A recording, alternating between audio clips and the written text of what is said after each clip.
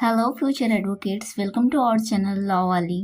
जैसा कि आप जानते हैं कि हमने MSC 3 year LLB and 5 year LLB के लिए पीवाईक्यू क्वेश्चंस की एक सीरीज स्टार्ट की हुई है। इस सेशन में हम एग्जैक्ट उन्हीं क्वेश्चंस को सॉल्व करेंगे जो कि एमएससीटी एग्जाम में आने वाले हैं, क्योंकि ये सभी क्वेश्चन एमएससीटी की ऑफिशियल वेबसाइट से लिए गए हैं। तो आज पीवाईक्यू क्वेश्चंस की हमारी सेकेंड क्लास है। इसके पहले फर्स्ट क्लास हमने ऑलरेडी कंप्लीट कर ली है। And I am damn sure जो भी स्टूडेंट्स इस क्लास को कंप्लीट करेगा वो डेफिनेटली अपने ड्रीम कॉलेज को अचीव करेंगे। ओके एस्पिरेंट्स, तो क्लास को स्टार्ट करते हैं। तो आज हम स्टार्ट करेंगे क्वेश्चन नंबर 11 से। इससे पहले हमने 10 क्वेश्चंस को ऑलरेडी कवर कर लिया है एंड इस क्लास में भी हम 10 क्वेश्चंस को ही कवर करेंगे। तो क्वेश्चन नंबर 11 है हमारा, X is a notorious wildlife trafficker. He enters into an agreement with a foreigner Y to deliver certain quantity of nails of tiger.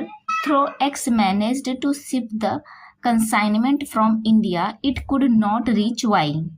अब यहाँ पे क्या होता है कि जो X होता है एक वाइल्ड लाइफ ट्रैफिकर है।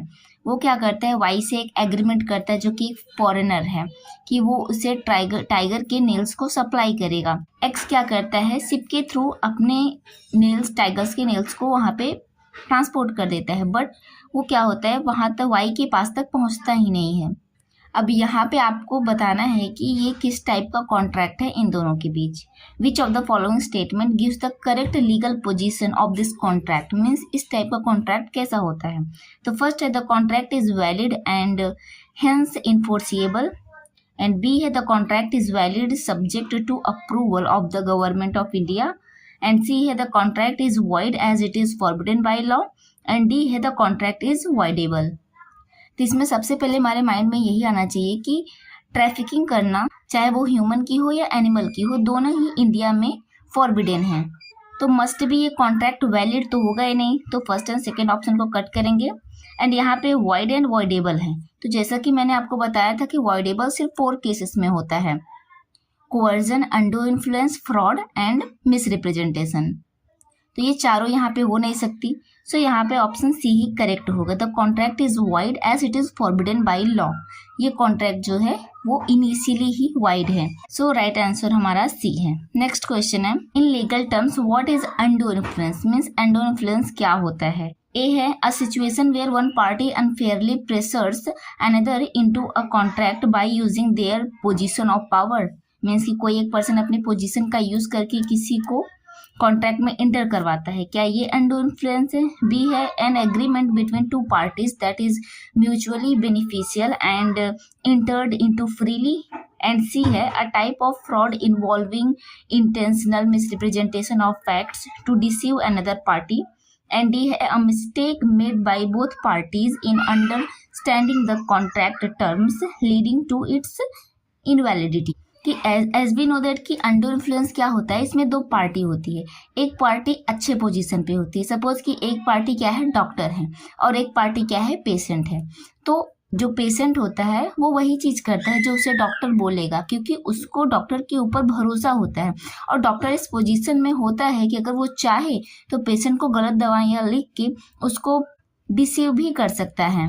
तो डॉक्टर और पेशेंट के बीच एक अंडू इन्फ्लुएंस का केस अराइज होता है। तो ऑप्शन नंबर ए में यहाँ पे बताया गया है कि एक सिचुएशन ऐसी जिसमें वन पार्टी जो होती है अनफेयरली किसी अदर पार्टी को क्या करती है, कॉन्ट्रैक्ट में इंटर कराती है अपनी पोजीशन का यूज करके।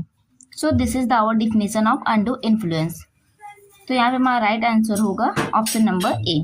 नेक्स्ट है हमारा question number 13, which of the following Muslim law applies in India, means India में इनमें से कौन सा मुस्लिम लॉ अप्लाई किया जाता है। Muslim penal law, Muslim law of evidence, Muslim law of sales of goods, and D है Muslim law protection of right of divorce act 1986। इसमें हमारा राइट ऑप्शन है ऑप्शन नंबर डी। इंडिया में Muslim law of protection of right on divorce act 1986 apply किया जाता है। Next question है हमारा question number 14, choose the correct option based on assertion and reason. इसमें असर्शन है a confession made under police pressure is admissible in court. Reason है a confession is a statement made by an accused that can be used as evidence against them. देखिए first में क्या बोल रहा है कि कोई एक कन्फेशन, कि कोई भी गिल्टी पर्सन है वो अगर खुद के खिलाफ कन्फेशन करता है, अपने गुनाह को स्वीकार करता है पुलिस के प्रेशर में आके, तो क्या वो उसका कन्फेशन मायने होगा कोर्ट के लिए। एंड इसी प्रकार से रीजन बोल रहा है कि जो कन्फेशन होता है किसी भी पर्सन का, वो एज अ एविडेंस यूज किया जाता है कोर्ट में। तो रीजन तो बिल्कुल सही है, किसी भी पर्सन का कन्फेशन अगर वो खुद से करे विदाउट एनी पुलिस प्रेशर तो वो एडमिसिबल होता है। बट जो असर्शन है इसमें कन्फेशन, किसी भी प्रेशर में कन्फेशन देना कभी भी कोर्ट में एडमिसिबल नहीं होता है। तो इसमें फर्स्ट ऑप्शन है both A and R true, तो रॉन्ग होगा। बी है both A and R true and R is not correct explanation, ये भी नहीं सही है। सी है A is false but R is true, so that is the right answer. Next question है हमारा क्वेश्चन नंबर 15 है on the basis of legal principle and fact choose the most appropriate option. यहाँ पे आपको एक legal principal दिया गया है एंड एक फैक्ट दिया गया है, दोनों को समझ के आपको आंसर देना है। सो प्रिंसिपल है the defence of necessity is arise when a person is forced to prevent greater harm from taking place. Means कि हम नेसेसिटी का डिफेंस कब यूज कर सकते हैं, जब हमें किसी ग्रेटर हार्म को प्रिवेंट करना है। अब यहाँ पे फैक्ट है two friends A and B were drinking alcohol in a age farm house. The farm house was located on the outskirt of the city. After some time, they decided to have a walk. While enjoying a walk in a farmhouse, A lost his balance and his head hit over a sharp stone, resulting in heavy bleeding. Looking at pool of blood in which A was laying, B felt that A requires urgent medical help. Since it was late in the night and the farmhouse was remotely located, there was no possibility of getting quick help from outside. So, in spite of the fact that he was drunk, B drove A to the hospital. The doctor at the hospital called police and the police charged B for drunken driving. अब यहाँ पे आपको बताना है which is the strongest defense available to B out of the 4 option. देखिए इस question में क्या पूछा गया, ए एंड बी एक फ्रेंड होते हैं जो कि एक रिमोटली लोकेटेड फार्म हाउस पे जाके ड्रिंकिंग करते हैं एंड वॉकिंग के दौरान बी जो होता है वो गिर जाता है और उसका जो हेड है वो स्टोन से लग के उसे ब्लीडिंग स्टार्ट हो जाती है। अब चूंकि एक को बहुत ज़्यादा ब्लीडिंग होने के कारण उसे इमीडिएटली हॉस्पिटल लेके जाना इम्पोर्टेंट है एंड वहाँ पे कोई और पर्सन अवेलेबल नहीं है। सो ए को बचाने के लिए बी ने ड्राइव करके उसे तक लेके गए। तो यहाँ पे क्या नेसेसिटी का डिफेंस लगेगा, तो ऑप्शन ए है B is not liable because he was discharging his duty as a friend, क्योंकि वो फ्रेंड के जैसे अपने काम कर रहा था इसलिए उसे कोई लाइबिलिटी नहीं ठहराई जाएगी। बी है B is not liable as he was discharging his moral duty, क्योंकि वो मोरल ड्यूटी है। सी है B is liable because he drove the car while he was drunken. And D है B is not liable because he did the act out of necessity to protect his friend's life and as other means of transport were not available. तो ये सही भी है, हमारे legal principal में भी दिया गया कि नेसेसिटी में इंसान कोई भी एक्ट कर सकता है ग्रेटर हार्म को प्रिवेंट करने के लिए, और ये लाइन भी सही है कि वहाँ पे कोई अदर ट्रांसपोर्ट अवेलेबल नहीं था, तो इसने बस नेसेसिटी में आके ये एक्ट किया है। सो वो ड्रंक एंड ड्राइव के लिए लायबल नहीं होगा। क्वेश्चन नंबर 16 है a contract is considered legally enforceable when. एक कॉन्ट्रैक्ट लीगली इन्फोर्सिएबल कब माना जाता है, A it is made between two parties even if one party is minor, and B है it is based on mutual agreement, lawful consideration and free consent, and C है it is only written and signed by both parties, and D है it is made without consideration but based on goodwill. तो as we know that कि जो contract होता है उसमें parties का mutual consent भी होना चाहिए, लॉफुल कंसिडरेशन भी होना चाहिए, इसके साथ साथ उनका फ्री कंसेंट भी होना चाहिए, तभी जाके एक कॉन्ट्रैक्ट वैलिड कॉन्ट्रैक्ट बनता है। तो इसमें ऑप्शन नंबर बी हमारा सही हो जाएगा। नेक्स्ट क्वेश्चन है question number 7 Nirbhaya case judgement is related to. Nirbhaya का जो केस जजमेंट है वो किससे रिलेटेड था, robbery, murder, gangrape and riot. तो इसमें राइट आंसर है हमारा option number C.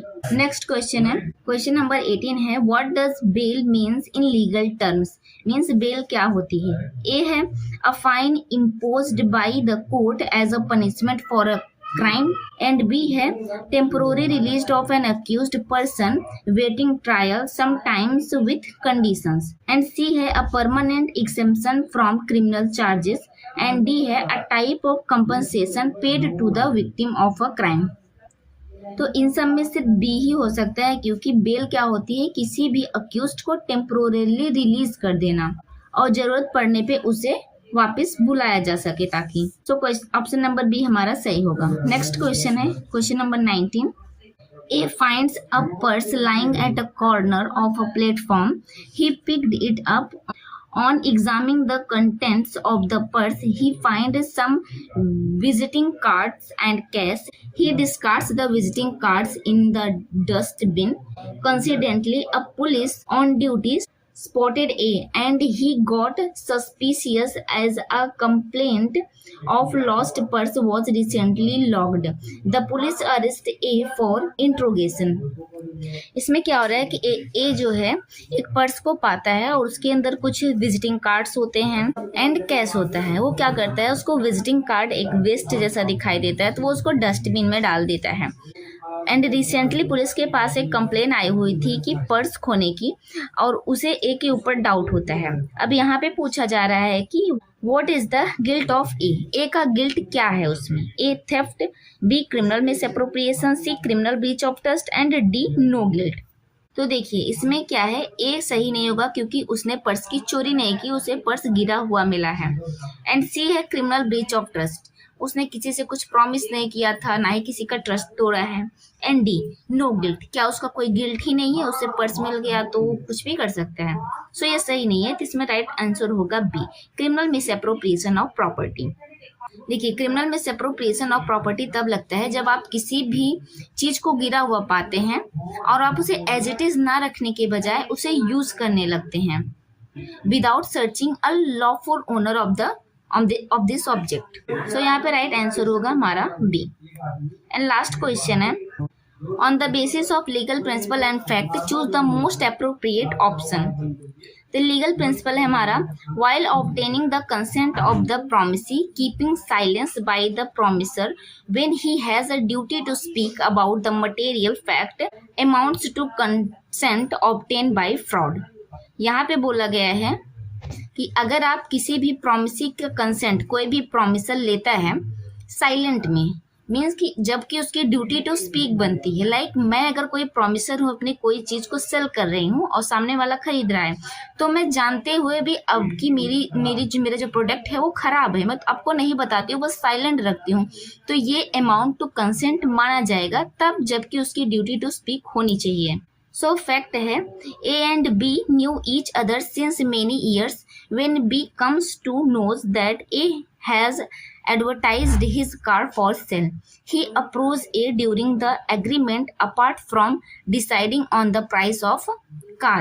B says to A, if you do not deny it, I shall assume that the car is in sound condition.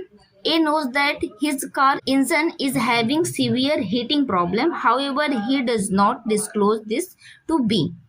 तो यहाँ पे A and B एक friend होते हैं जो एक दूसरे को काफी लंबे समय से जान रहे होते हैं। बी अपने कार को सेल करने के लिए एडवर्टाइजमेंट देता है एंड ए उसे ऑफर देता है कि मुझे तुम्हारी कार खरीदनी है। And during selling A B से कहता है कि अगर तुम कुछ भी नहीं बोलोगे, तुम साइलेंट रखोगे, तो मैं ये मान लूंगा कि तुम्हारी कार जो है वो साउंड कंडीशन में, मीन्स ये अच्छी है, इसमें कोई भी खराबी नहीं है। बी ये जानते हुए भी कि इसका इंजन जो है हीटिंग प्रॉब्लम से खराब हो चुका है, वो क्या करता है, इस बात को डिस्क्लोज नहीं करता है। अब यहाँ पे आपको बताना है under what category can the above case is classified. A है फ्रॉड, बी है अंडर इन्फ्लुएंस, सी है कोवर्जन एंड डी है मिसरिप्रेजेंटेशन।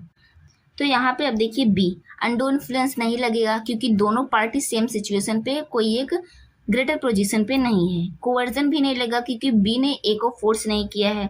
एंड डी मिसरिप्रेजेंटेशन भी नहीं लगेगा क्योंकि मिसरिप्रेजेंटेशन में रॉन्ग इंटेंशन नहीं होती, बट यहाँ पे बी की रॉन्ग इंटेंशन है। सो यहाँ पे ऑप्शन नंबर ए सही होगा, ये फ्रॉड होगा। ओके स्टूडेंट्स, तो यहाँ पे हमारे आज के सभी क्वेश्चंस कंप्लीट होते हैं। नेक्स्ट क्लास में हम अनदर 10 क्वेश्चंस को कंप्लीट करेंगे। और अगर आप सबको किसी भी क्वेश्चन में कोई भी प्रॉब्लम हो तो कमेंट ज़रूर कीजिएगा। और अगर क्लास अच्छी लगी हो तो लाइक एंड सब्सक्राइब करिएगा। Till then take care and Radhe Radhe.